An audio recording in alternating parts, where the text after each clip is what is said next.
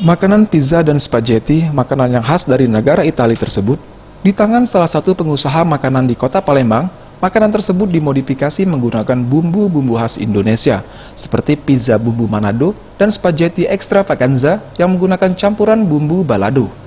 Pengelola Resto Viola mengatakan, pembuatan makanan tersebut dikarenakan ia ingin membuat suatu makanan yang cocok dengan lidah orang Indonesia, dan konsep dari makanan tersebut merupakan perpaduan makanan Italia dengan bumbu khas Indonesia, dan rata-rata pengunjung yang datang berasal dari kalangan anak muda hingga orang dewasa.